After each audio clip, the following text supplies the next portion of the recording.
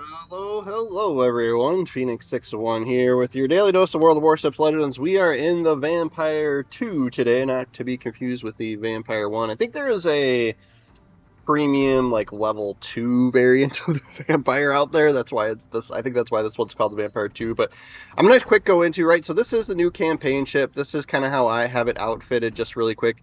I'll go through it at the end, a little bit more detail as well, like I normally do. But since it's a new ship, this is the current campaign ship. If you've got 1 or 2 weeks left here. But yeah, three turrets of 213 millimeter guns, and then you get one torpedo launcher, right? So you got to keep in mind this is, more of a gunboat focus than anything on this thing.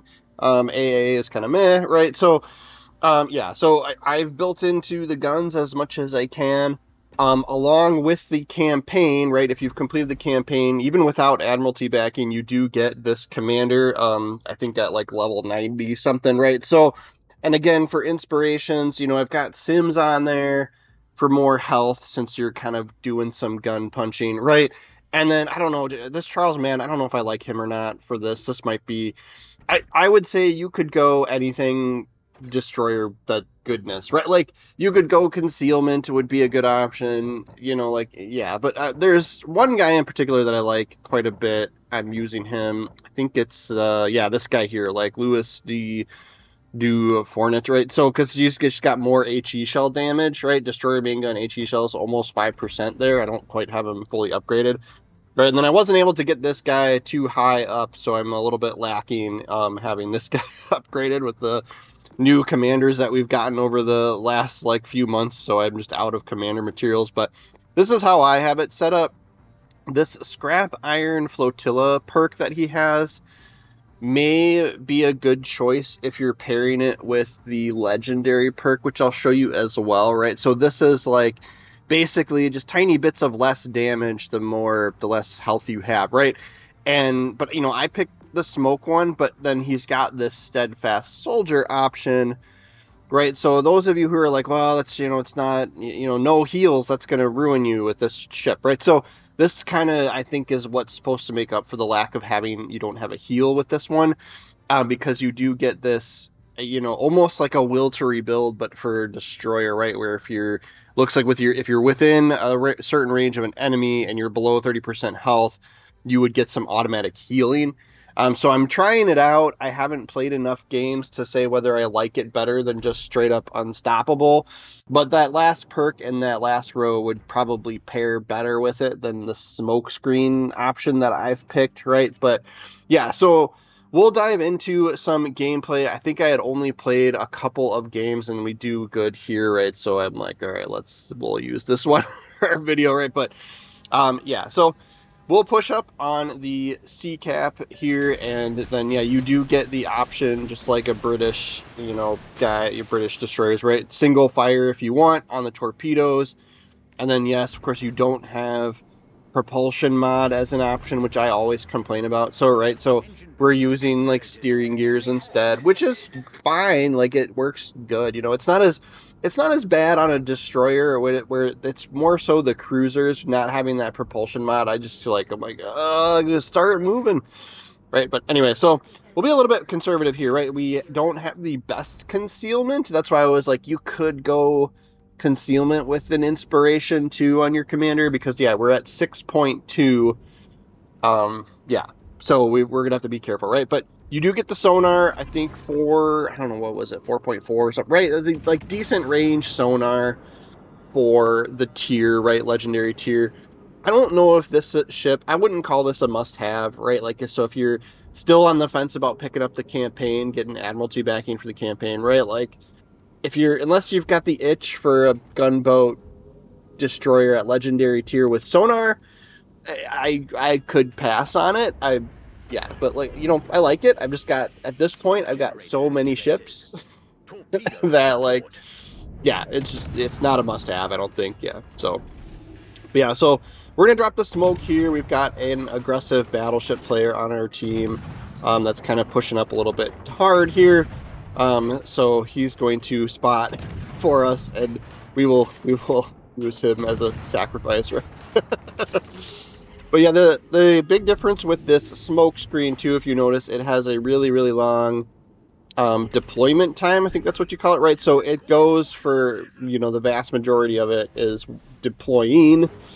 And so it's like a crawling smoke, right? It's not a rolling smoke. So as we're moving fast here, we're gonna get spotted, right? We'll be spotted if we get within range of something here. So these battleships and then whatever destroyers over here trying to stay undetected over here, right? We can just slow down if we need to, and we'll be back in the smoke screen and be fine, right? So Z-52, we do manage to track him down using the twisted track. So we'll take advantage of that. Unfortunately, our sonar does run out, and then we did, of course, lose the battleship that pushed up too hard. But we do have the zone cap, so that'll be a plus for us. And then, yeah, here, like I said, like we can just kind of turn in with this smoke, and we'll go undetected, especially since the destroyer smoked as well.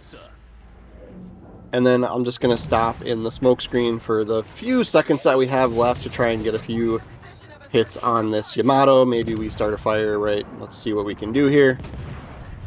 Smoke screen set. And we'll have to be careful with the Z-52. I always forget like which German destroyers have sonar and which don't.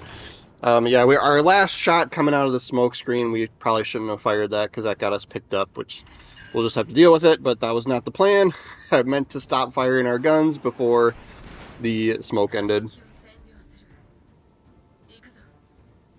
But yeah, you can see, right, we're at 25,000 damage here, and it's all from guns, right? We don't have any torpedo hits yet.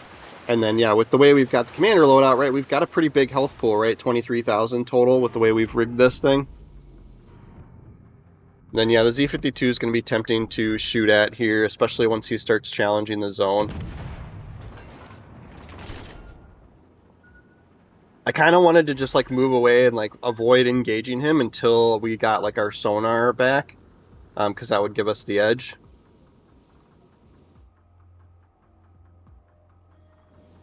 And then it looks like he's not going to take the bait, and he's not going to fire at us even though we're spotted. And we're going to have torpedoes back, right, finally, so...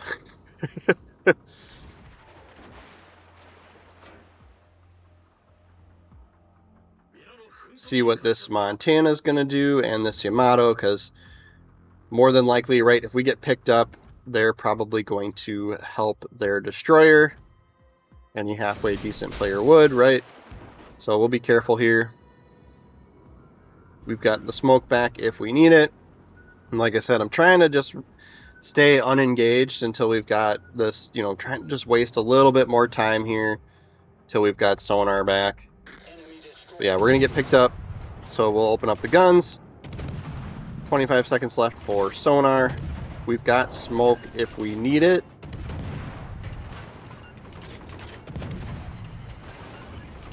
I'm going to get turned around and go on the defensive here.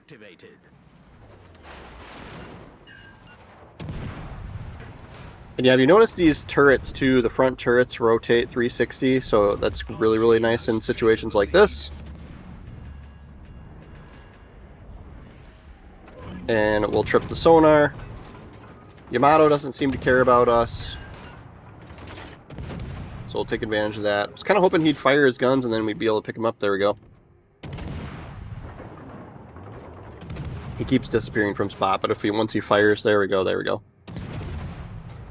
Battleship's going to have a pretty terrible smoke firing within smoke penalty, right? So we were able to pick him up. We get spotted here because we're backing up out of the smoke, right? So we just need to give it a second as the crawling smoke, we'll start moving forward again here.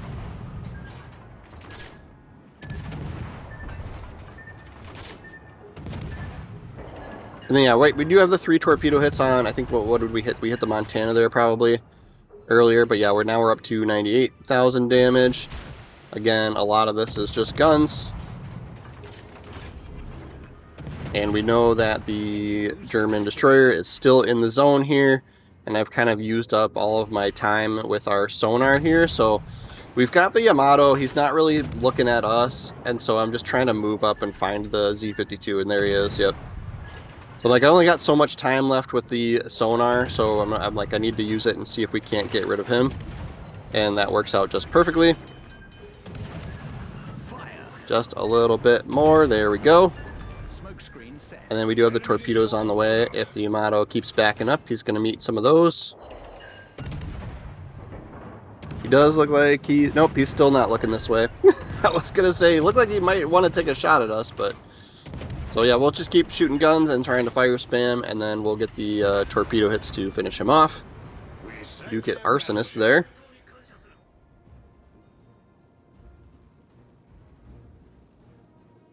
Yep, so halfway decent destroyer play. Like I said, I don't have the commander fully upgraded, right? So there's a little bit of more push there, and I'm not sure how I feel about what inspirations and what even what like modules to like, or like commander perks to like recommend, right? Like, so I am using the, you know, the option for the like automatic healing, but of course we haven't run into that situation in this game, so I'm not sure how well I like that yet. I'll continue to play around with it and let you know. But yeah, like my go-to for vast majority of destroyers, right, is that unstoppable perk, right? So if I get frustrated with this, right, maybe we choose another health booster for an inspiration and then just go unstoppable and try and live with it. I don't know. Better concealment would be nice too here. But like the crawling smoke it works so well, so I really like that too, but yeah, like I said, not a must-have, but it's a good ship. Engine boost deactivated. We'll push up into the B-hole, see if we can't get this capture, and then we'll have these last two cruisers to deal with here. Brisbane and a Sojong.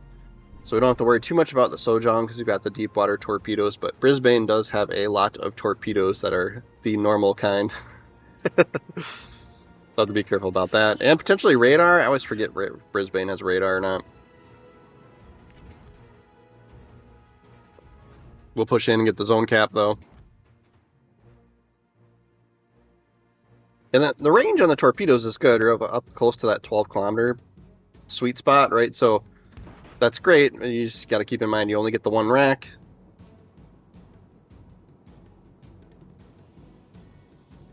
And not a crazy long, you know, not a crazy short reload, right? So battle ends in 5 minutes. These guys keep pushing through. Maybe we could like single launch right between those two islands there. We'll have to see if these guys keep moving up or not. I'm kind of surprised as they're dealing with two battleships. Yeah. So there goes Sojong got Devastruck. And then Brisbane's going to use smoke over there, so we'll YOLO push up at him, see if we can make it to him in time before somebody else finishes him off. Then I did switch to AP, right? I'm trying to like just play around with it, right? So this guy happens to be broadside as we come around the corner here. As he gets picked up, maybe we could see if the AP does any good.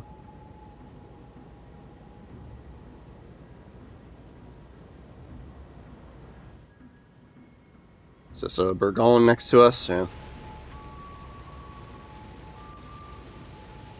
Yeah, so he's giving us angle here. We just need the spot. We just need the line of sight on him here. This battleship's more likely gonna finish him off before we even get before we can even do any decent amount of damage. Yep. I don't know, look like we got penetrations there, but yeah.